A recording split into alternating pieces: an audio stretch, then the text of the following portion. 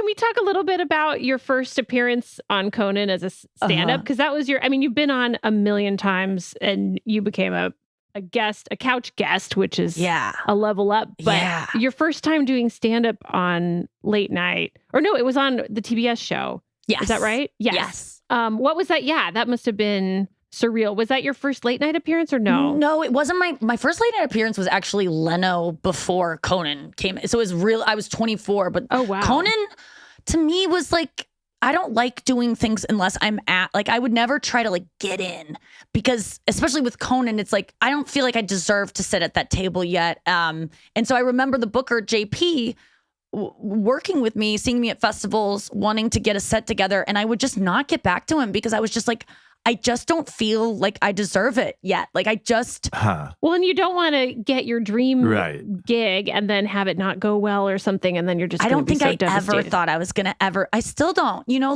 That's the time where I kind of feel like an imposter is just in the Conan environment, because I just put it on such a pedestal that this is why I've been dodging even getting to this part of the show where you talk about my appearances, because I just feel like I don't even want to talk about it, because I realized that as soon as you get to it, and I was like, oh my God, why am I tensing up? Yeah. It's because I don't even I don't watch my own stand-up. Right. I am kind of embarrassed, even though I stand by it. There's some jokes I do that I really love. Right. But there's something about... You're very good at it. You should watch. I know.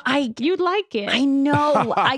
You'd be a fan. I know. It's so weird. Maybe you'd do impressions of yourself. Yeah, maybe I would. I expect other people to enjoy me, but I can't even watch it. It's just such an ironic thing. But that I remember JP telling me, when I did a podcast with him, saying you were the only comic that I you wouldn't get back to me. You were dodging my calls because I just felt I'm not worthy, But I had my parents come out for it when I finally booked it. Because they were just such an integral part of me loving Conan. And I brought my little, I had my dad fly into town with my, in the year 2000 book that I had from high school that I would highlight the funniest.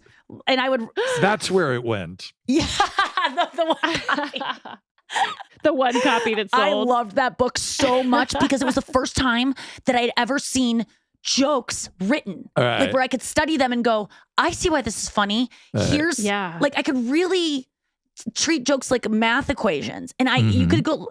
They are, yeah. They are. And that's what I love about them is you go, okay, I know this element and this element. How do I make this... How do I connect these two and make it funny? And it's just so satisfying. But I felt like you look back at that book and all my notes in it in high school, in class, and me and my friends, circling our favorites. And you just kind of see that start of, so you look at that and go, that's someone who likes to write jokes. And I learned from that book. Yeah. And so he signed it, and it's this tattered copy. It's just that's great. And he was so nice to my family. And it was just one of those moments.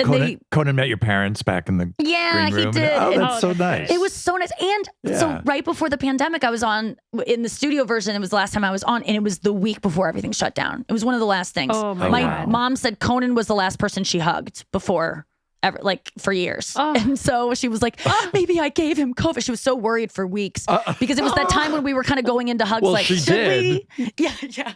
We had a surprise for you. Tell Mom he was very, very sick. So that was and he came back again to hang out with my family. And I have these pictures. My dad gets tears in his... My dad doesn't cry that often, except when the Rockettes are performing for some reason at the Macy's State Parade. It's the only time. And then totally normal Conan, and healthy. When you saw Conan, being a fan of mine, it really... We both feel the same way about Conan. And so it really is just this... Aww. It's so cute to see my dad so nervous to meet Conan, wanting to make a good impression, but with tears in his eyes. He looks like he just has an eye problem because he's not indicating in any other way that he's emotional, but it's so has cute. Emotions. And he's holding my little dog that I brought. So he's like, I hate that picture. I'm holding this little dog and I've got tears in my eyes. I look so just emasculated in front of Conan. But it's just a picture I will cherish forever, is my dad gazing at Conan adoringly and just being... I love that. Finally, someone made Conan look more masculine. It was win-win for all concerned. Yes. Yes.